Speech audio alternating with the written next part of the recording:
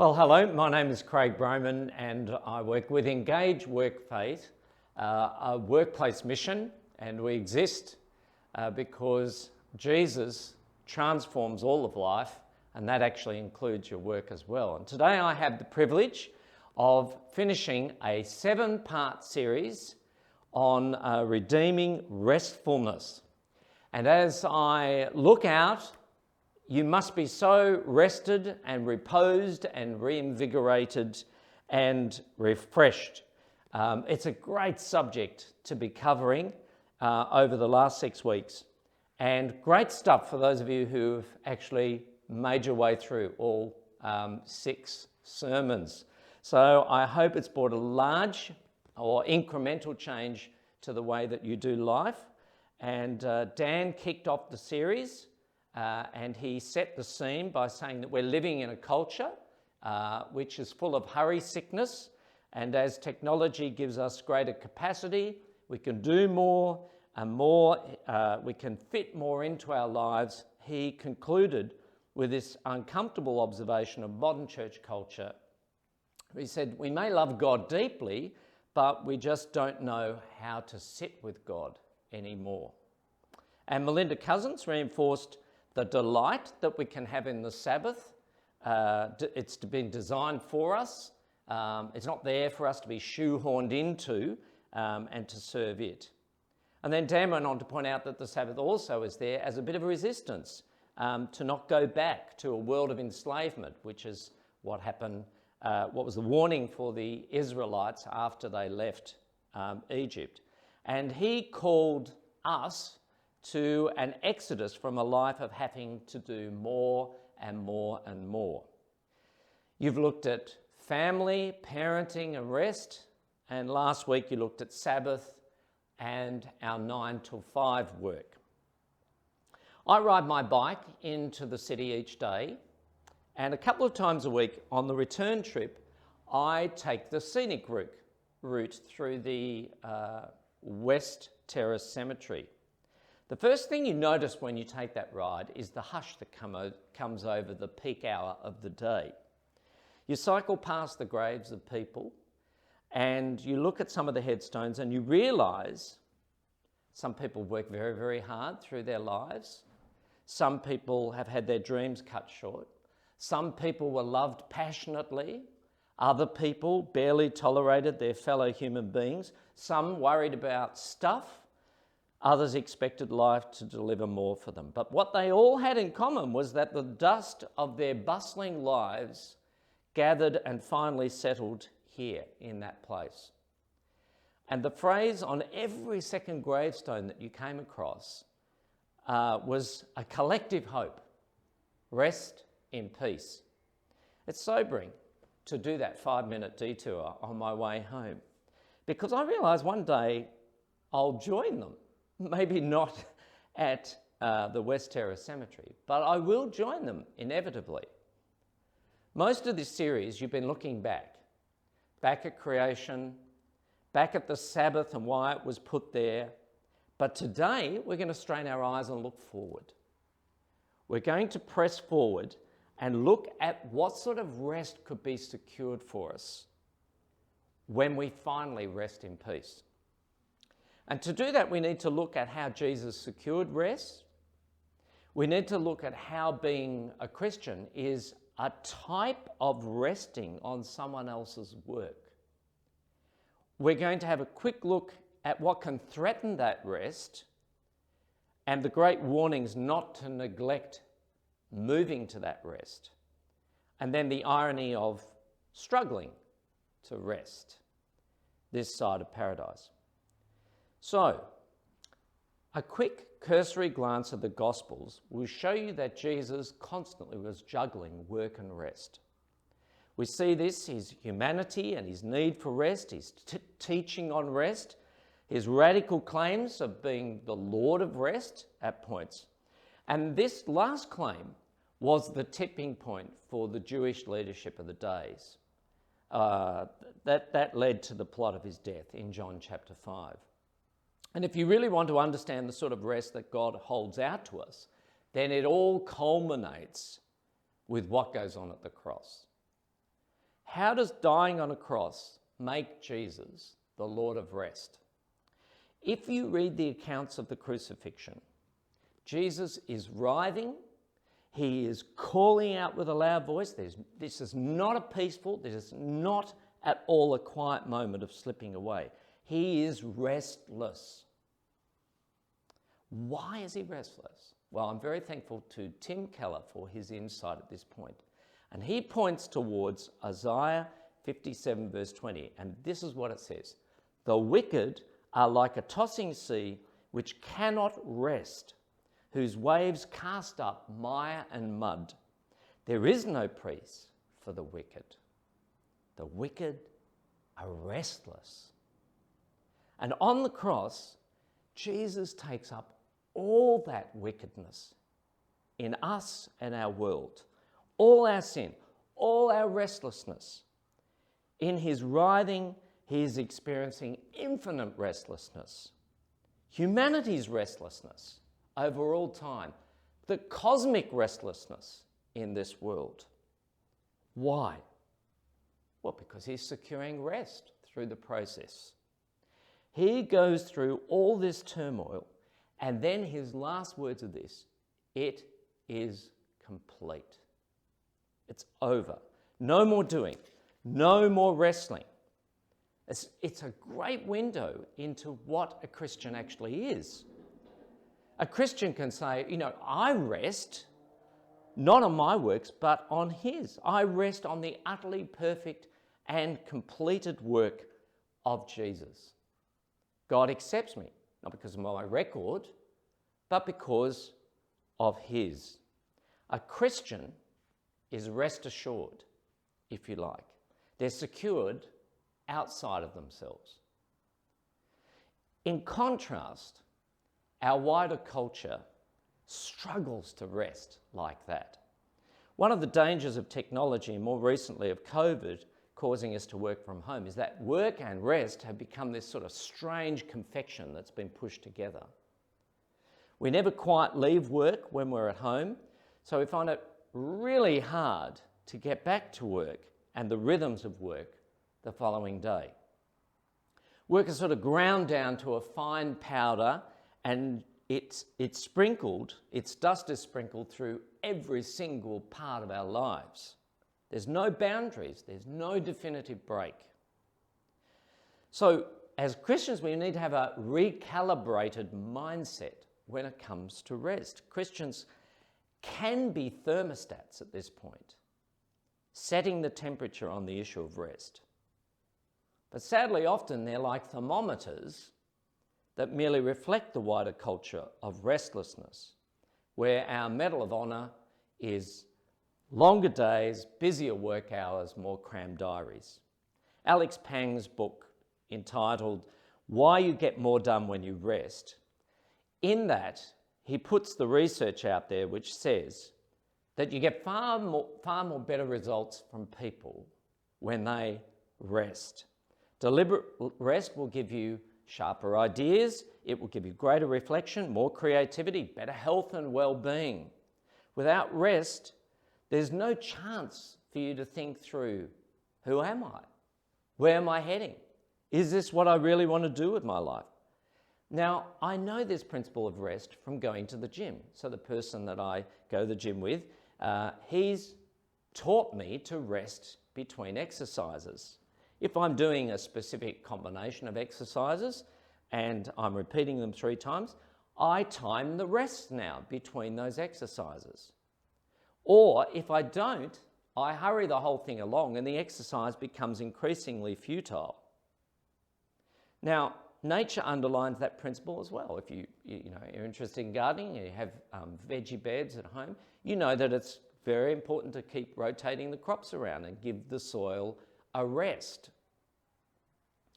When it comes to cooking, there's nothing nicer than a steak that's been allowed to rest before it's served. And yet, at the same time, we think we can live without rest. That night and day, without the seasons, without the rhythm of the week, and the whole thing just turns into a blancmange of twilight. Kevin DeYoung, in his book Crazy Busy, points out that we actually get 2.5 hours less sleep than our counterparts from a century ago. And theologian Don Carson, he lists sleep deprivation as one of the 6 possible causes of doubting God. What is he saying? He's saying, well, sometimes the godliest thing that you might say to yourself is, I need to get a good night's sleep tonight. Listen to the caution of Psalm 127. In vain you rise up early and go to bed late, toiling for food to eat, for he grants sleep to those he loves. Every time you go to sleep, in effect you down tools and you say, well, I'm not God. I have to leave it in the hands of the one who is. But our world is more than just struggling to rest. The world is also eroding that rest that Jesus secured. And the book of Hebrews in the New Testament depicts the Christian life as one great long journey with the goal at the end of reaching God's rest. So if you have a look up now, Hebrews chapter 4, verses 1 to 11, on your phone or your device, then you can see with me what it's saying about rest. It draws a parallel. The Old Testament people of God, they were rescued from slavery. They were led out of Egypt to a place of rest. It was a dangerous journey. They had to go through a wilderness along the way, and the people wavered in their trust that God could get them home. He could get them to a place of rest. And then that prolonged their unhappy journey, and it resulted in a whole generation dying in the wilderness. Now, what's the point of telling that story for the recipients of that letter, the letter to the Hebrews? Well, in a wave of hostility to this new thing called Christianity, it was very easy for converted Jews who had become Christians to retreat back underneath the umbrella of Judaism to be protected. It might temporarily take the blowtorch off them if it was attracting persecution. But the person who wrote the letter to the Hebrews knew that it would also be a denial of everything that Jesus had won for them at the cross. They would stop resting on the finished work of Christ, and they would return to their own efforts and their own achievements. And that sort of a reversal was unthinkable to the writer of this letter. So Hebrews 4 unpacks 3 key truths about rest that take it far beyond the Jews in the middle of the wilderness in the Old Testament. The first is this: God's rest existed before the promised land was a thing. If you have a look at verses 3 and 4. God's rest existed before the promised land was even a thing. Secondly, God's rest remained after the promised land.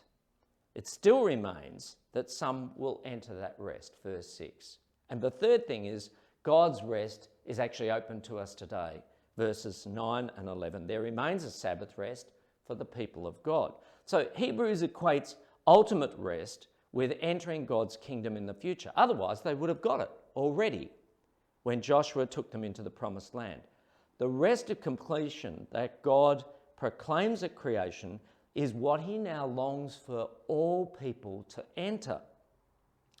And we experience sort of in part now with the Holy Spirit taking up residence in our life, but we don't have the whole thing.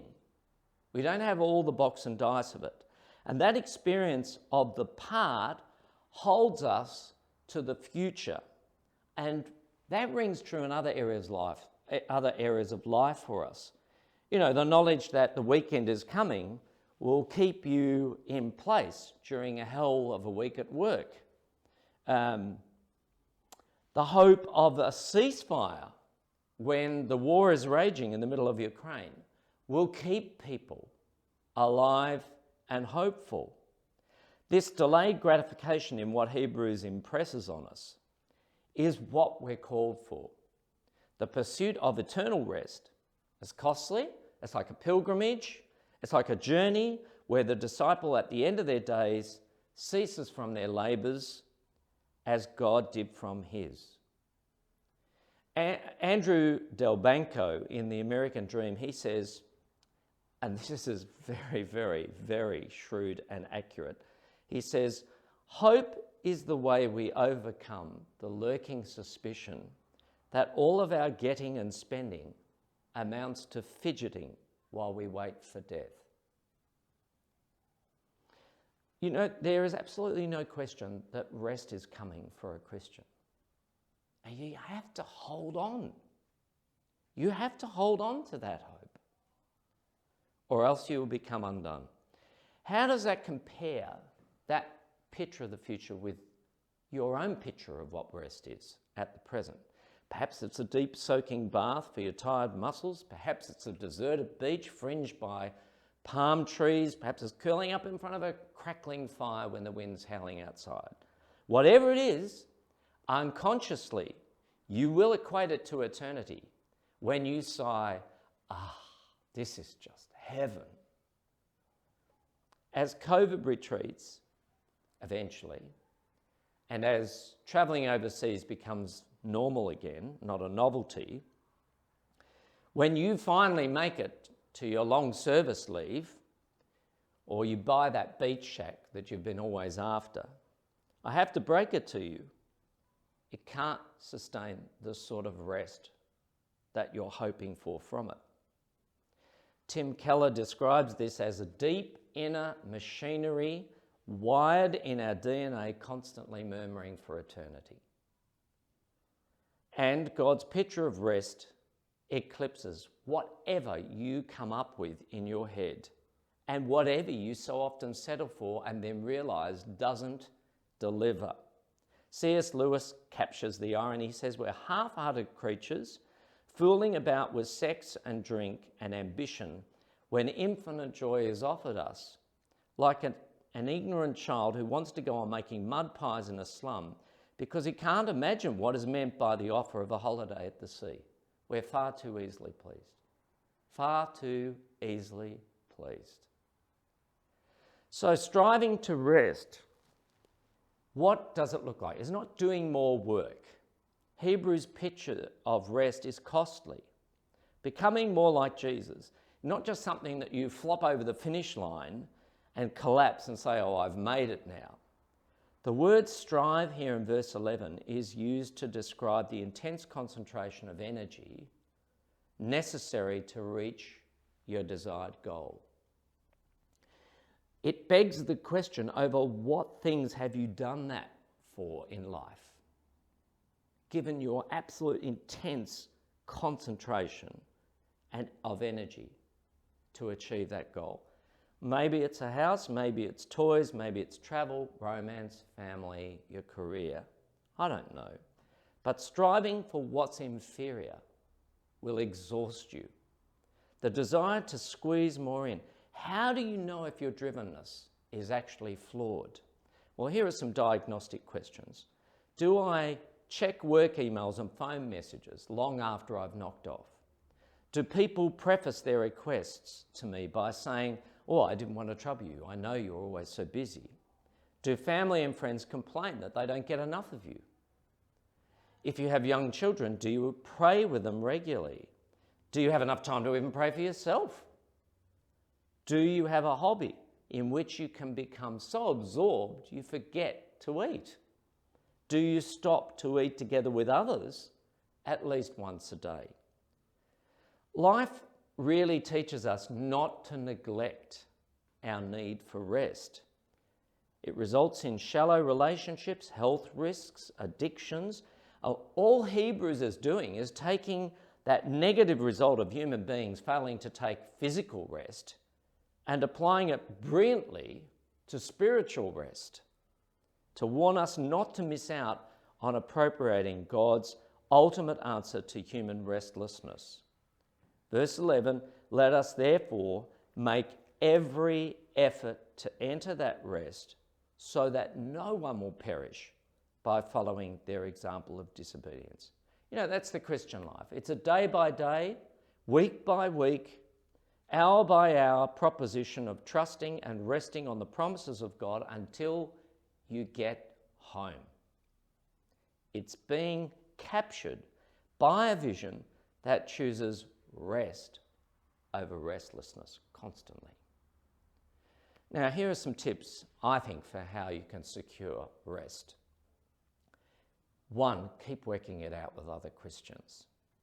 Don't try and just do it on your own. Get some other people and brainstorm how you're going to do leisure. How are you going to rest? How are you going to put work in its proper place? How can you keep yourself from being overwhelmed by what you do? What are the distractions that take your eyes off future rest? Number 2, practice that real rest now. It won't be enough for you to work like a demon and then take some time off. It's got to be more than that. It means fewer goals, not trying to have it all, maybe saying no to a promotion interstate or overseas because you sense that it's going to distract you from following Jesus ultimately. One person tells me the reason that they can say no so confidently to people is because they always picture in their head that they've said yes to something else prior to that. 3rd, make yourself accountable for a busy patch in your life. All of us have them. I mean, you can't always have a week where everything's just pegged out nicely with a rest here and a rest there. Sometimes when you've got a new project or a new role or you're starting up a new business, it's going to require overwork from you. And perhaps it's going to go on for a while. But say to somebody in all this you trust and love, when the time's up, please come and tell me and stop me because I don't want to make living my life at this sort of pace normative. 4th, build unstructured time into your diary and into your life. That's time that's just unplanned, undiarised, time where you give your body and your soul and your mind a chance to freewheel and things can just bubble to the top that haven't had a chance in your busyness. Several years ago now, I preached at a service where the Governor of South Australia was present. She was a guest, and that weekend she had toured the Eyre Peninsula after the horrific fires and the loss of life that had occurred up there. And while I was preaching, I just noticed that she was starting to sob. So after the service, there was a little moment where we could talk, and I asked her, I said to her, what was it in the sermon that triggered that?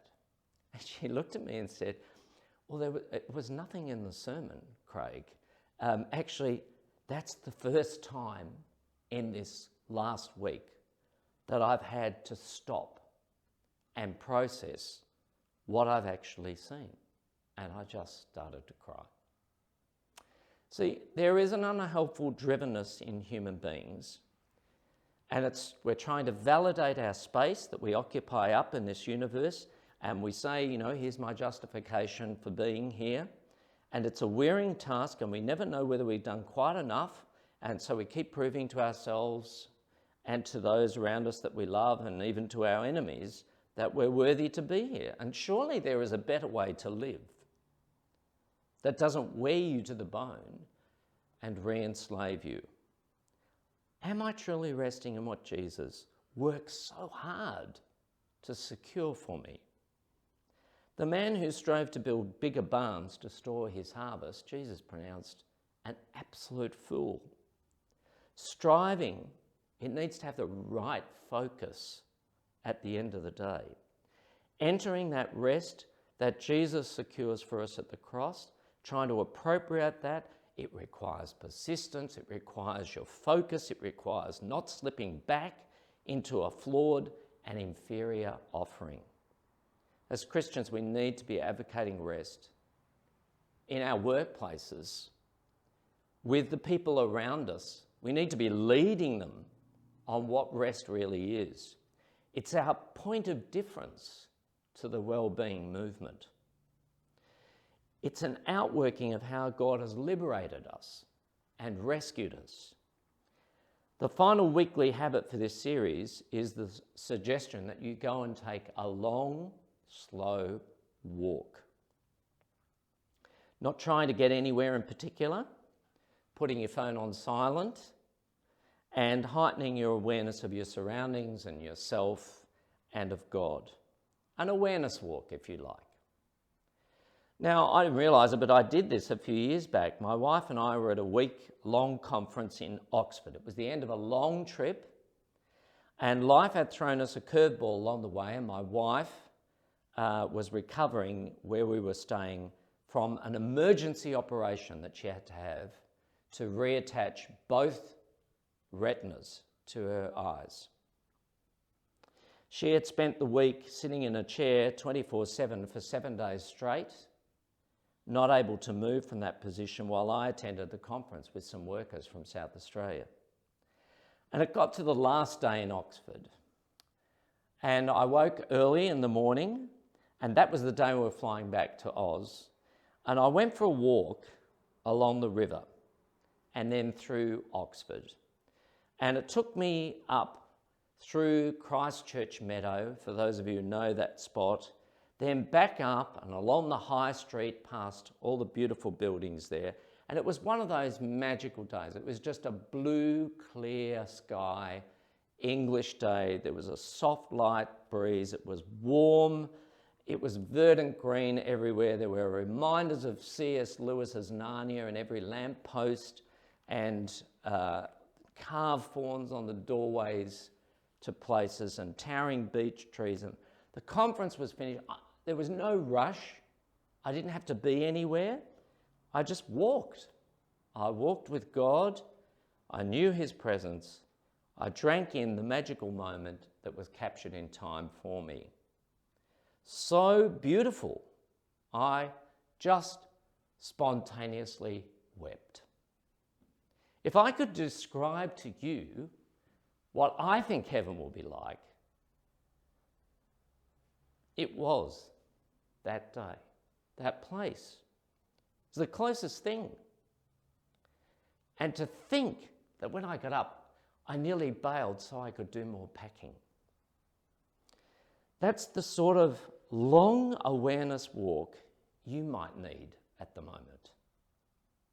The closing pages of the Bible say this: "Blessed are those who die in the Lord, for they shall rest from their labours." Revelation 14:13. You know, that tension between work and rest finally will be resolved when we get there. And we'll kick back and we'll reflect on all that's been done for us and join God's chorus at creation. We'll say, this is good. You know, this is really good. Thanks for listening.